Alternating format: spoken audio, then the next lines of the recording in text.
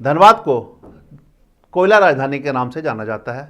यहाँ के कोयले से देश रोशन होता है और वहीं राजस्व की प्राप्ति होती है। लेकिन वही कोयले में चोरी और हेराफेरी की बातें अब सामने आ रही है।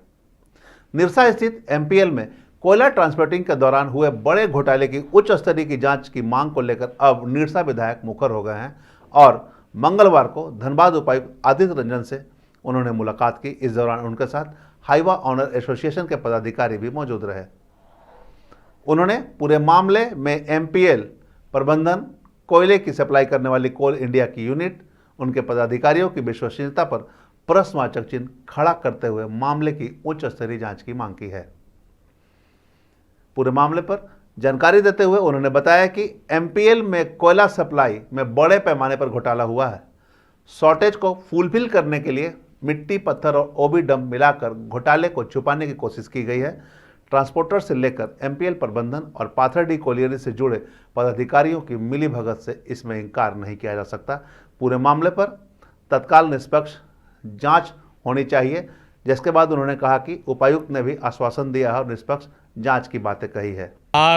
हाईवा जो है माल हमारे जो एसोसिएशन है वहाँ पर हाईवा एसोसिएशन के साथ ही लोग वहाँ पर 4 हाईवा के माल एमपीएल की माल जो पकड़े हैं वो खास करके आरआर के माध्यम से, रेलवे के माध्यम से आना था। शॉर्टेज होने के कारण वो बाय रोड ऑर्डर दी गई, लेकिन जहाँ कारों से लोड होने की बात थी वो पाथरडी से लोड होकर मिट्टी और प्योर ओबी जो है वो भी यहाँ पर वो शॉर्टेज को भरने के लिए लाया जा रहा था। चालान सारा कारों की लगी हुई थी, माल लोड यहाँ पर हो रहा था। फॉर्म डी जो है कोई और कंपनी ने इशू किया है। तो तमाम चीज़ों जो देखा जाए तो ये एक बड़ी घोटाला की तरफ इशारा करता है। तो इसी सिलसिले में उपायुक्त से बात की है जो इमीडिएटली सबकी जांच करे।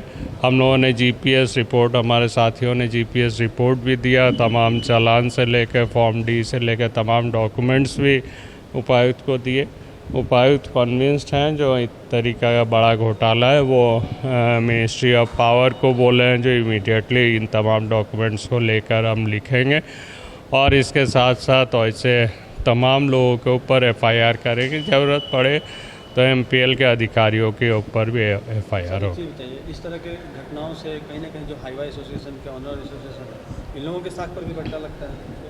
देखिए ये लोग ही ये पूरी घोटाला का उजागर किया है और हाईवा एसोसिएशन के तमाम साथी लोग खड़ा होकर ऐसे चीज़ों को रोकने की कोशिश की है।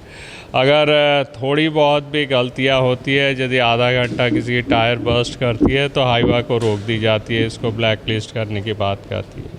लेकिन इस तरीका इतनी बड़ी घटना हो गई, 6 दिन तक एमपीएल कहीं भी सामने नहीं आ रही है जो इतनी बड़ी घटना के अगेंस्ट है कोई भी कार्रवाई करे या एफआईआर करे।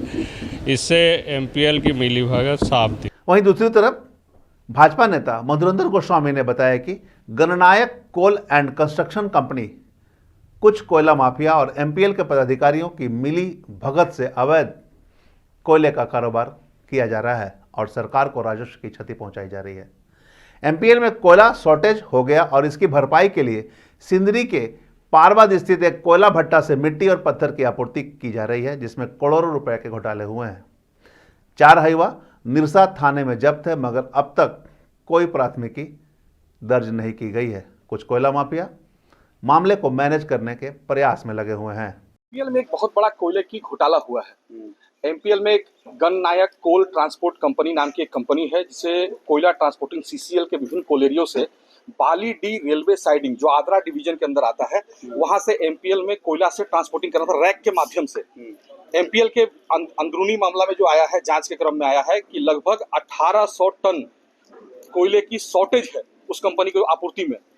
एमपीएल ने उस कंपनी को, गणनायक कोल ट्रांसपोर्ट कंपनी को 1800 टन कोयले की आपूर्ति करने के लिए अन्यथा 1,81,00,000 रुपए का जुर्माना लगाने के लिए मेल किया है।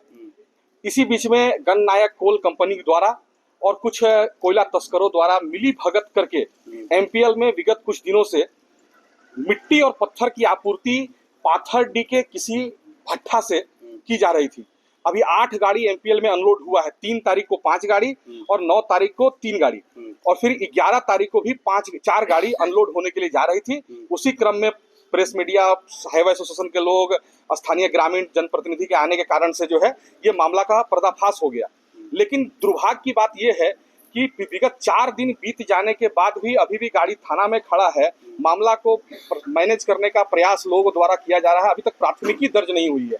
इसीलिए हम लोग अभी माननीय विधायक अरूप चटर्जी के नेतृत्व में हम लोग यहाँ के माननीय डीसी महोदय से मिले हैं। लिखित शिकायत हम लोगों ने डीसी को दिया है। सारे विषय को बताने का काम किया है। ये बहुत ही बड़ा घोटाला है। इसमें जो है भारत सरकार की कोयले की लूट हुई है। भारत सरकार के रेल के माध्यम से कोयलों को बेचा गया है और उस शॉर्टेज को पूरा करने के लिए पावर प्लांट एमपीएल के लोग मिली भगत करके और ट्रांसपोर्ट के लोग और कुछ माफिया मिली भगत करके वहां पर मिट्टी और पत्थर की आपूर्ति करके इस शॉर्टेज को, इस घोटाले को पर्दा डालने का प्रयास कर रहे हैं। क्या बोला डीसी ने? क्या बोला? डीसी साहब ने प्राथमिकी करने का आदेश दिया है और इसके लिए जो पूरा मामला है इसमें उन्होंने कहा है कि हम ऊर्जा विभाग को भी इसके पूरे जांच करने के लिए पूरा सारा जो हम लोगों ने डॉक्यूमेंट्स लगाया, हमने भी लिखा है और विधायक जी ने भी लिखा है। उन सभी डॉक्यूमेंट्स को उन्होंने कहा है कि हम ऊर्जा विभाग को लिख रहे हैं और प्राथमिकी दर्ज करने का आदेश उन्होंने सक्षम पदाधिकारी को दिया है। किसकी मिली भगत है? किसका नाम सामने आया है इसमें? इसमें मूल रूप से एमपीएल के कोयला विभाग के लोग जो हैं, एक दुर्गेश शर्मा जी हैं जिनका नाम लगातार आ रहा है, सुशील सिंह जी हैं उनका नाम आ रहा है, गन नायक कोल ट्रांसपोर्ट कंपनी के जो भी पदाधिकारी हैं उनका नाम आ रहा है और कुछ लोग और पर्दे के पीछे हैं। ये गन नायक कहाँ की कंपनी है? गन नायक रांची की कंपनी है।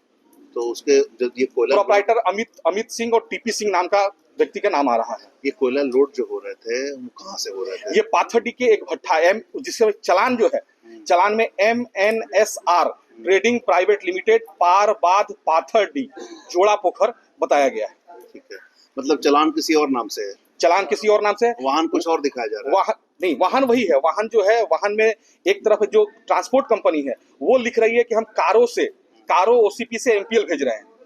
दूसरे तरफ जब मामला जो पेपर उसमें लगा है वे ब्रिज का, वे ब्रिज जो है कांटा जो हुआ है ये पारबाद पाथरडी से हुआ है। उसमें जो पेपर लगा है, जो माइनिंग चालान लगा है, माइनिंग चालान में MNSR कंपनी द्वारा माइनिंग चालान लगाया गया है। कितना का घोटाला हुआ होगा? ये लगभग 2.25 करोड़ रुपए घोटाला है। तो टोटल मैंने 12 हाईवा आप लोग पकड़ लिए हैं? नहीं, हम लोग 4 हाईवा पकड़कर निस्सा थाना को दिए हैं। इसके पूर्व में 8 और जैसा आपने बताया इसके पूर्व में 8 हाईवा और खाली हुआ है। हम लगातार मांग कर रहे हैं कि उस 8 हाईवा का जीपीएस को और निकाला जाए और एमपीएल का सीसीटीवी फुटेज को निकाला जाए कि उसमें क्या माल गिराया गया है उस 8 हाईवा से। कौन हुए? मेरा नाम मधुरेंद्र गोस्वामी है। अभी मैं निरसा सह चिरकुंडा व्यापार मंडल का निदेशक हूँ। तो चूंकि आप भाजपा में जी, भाजपा से भी जुड़े हुए हैं। सांसद के द्वारा कुछ पहल की जा रही है इसमें? ये सांसद महोदय है नहीं। हाँ, सांसद महोदय को इसे सूचना हम शुरू में दिए थे। सांसद महोदय ने उसी समय वरीय पुलिस अधिकारियों को और एमपीएल अधिकारियों को 3 गाड़ी का नंबर जो हम लोग के पास आया था कि ये लोड हो गया है और ये खाली होने वाला है, इसकी सूचना वो हम लोगों ने वरीय पदाधिकारियों को और एमपीएल अधिकारियों को भी दिया था, लेकिन उसके बावजूद कोई कार्रवाई अभी तक नहीं हुआ। ठीक, अभी फिलहाल एमपीएल में क्या हमने वो हाईवा निरसा थाना में 4 दिनों से खड़ी है, लेकिन प्राथमिकी अभी तक दर्ज नहीं हुई। नहीं, अभी जो कोयले के लोड अनलोडिंग की बात है, अभी एमपीएल में हो रहा है या नहीं हो रहा है? एमपीएल में अन्य वाहन का हो रहा है। अन्य वाहन का हो रहा है। अन्य वाहन आ रहे होंगे, हो सकता है उसमें मिलावटी हो। संभवतः हो सकती है। ये तो लगातार ऐसा चलते रहता है। क्या मांग करते हैं आप? हम मांग करते हैं कि तत्काल तुरंत एफआईआर हो। एफआईआर होने के बाद इस मामले के लिए एक जांच टीम का गठन किया जाए और ये पूरा चीज को, ये क्योंकि सेंट्रल गवर्नमेंट से जुड़ा हुआ मामला है, भारत सरकार के कोयले की लूट हुई है। लूट किस माध्यम से हुई? लूट रेल जो भारत सरकार का है, उस रेल का माल, रैक से जो माल आ रहा था उसमें लूट हुई है और रैक पावर प्लांट को जा रहा था, पावर प्लांट के कोयले की लूट हुई है। इसलिए हम मांग करते हैं कि इसमें सेंट्रल एजेंसी इन्वॉल्व हो और इन्वॉल्व होकर इस पर पूरे मामले का पर्दाफाश करे और जो दोषी पदाधिकारी हैं, एमपीएल के जो कोल विभाग से जुड़े हुए लोग हैं, उनकी संलिप्तता लगातार है। क्योंकि मैं लगातार उनसे संपर्क कर रहा हूं कि भाई आप अपना बयान दीजिए, आप बताइए क्या है नहीं है, लेकिन वो लगातार लोग भाग रहे हैं। तो भागने से ये प्रमाणित हो रहा है कि उनकी भूमिका भी इसमें है। इसलिए उनको कार्य से अलग किया जाए, तत्काल निष्कासित किया जाए और इस पूरे मामले का सेंट्रल एजेंसी जांच करे, तभी मामला उजागर हो पाएगा। जब माइनिंग चालान अवैध है तो पूरे मामले पर अब तक एमपीएल के अधिकारी चुप क्यों हैं? जब चारों हाईवों पर कोयले की जगह मिट्टी और पत्थर कैसे आ गई? रेलवे साइडिंग की जगह भट्टा से कैसे कोयला एमपीएल आ रहा था? हाईवा जब्त होने के बाद अब तक प्राथमिकी दर्ज क्यों नहीं की गई? यह सभी सवालों के जवाब अभी अनसुलझे हैं। जांच के बाद ही पूरे वस्तुस्थिति से पर्दा उठ पाएगा। अब जिस तरह से विधायक ने मामले को उठाया है और उपायुक्त ने कार्रवाई का आश्वासन दिया है, ऐसे में क्या कुछ सच्चाई निकलकर सामने आती है और किस प्रकार की कार्रवाई होती है, यह देखना होगा। हम इससे जुड़ी खबरों से लगातार आपको अपडेट करवाते रहेंगे। बने रहें मिरर मीडिया के साथ।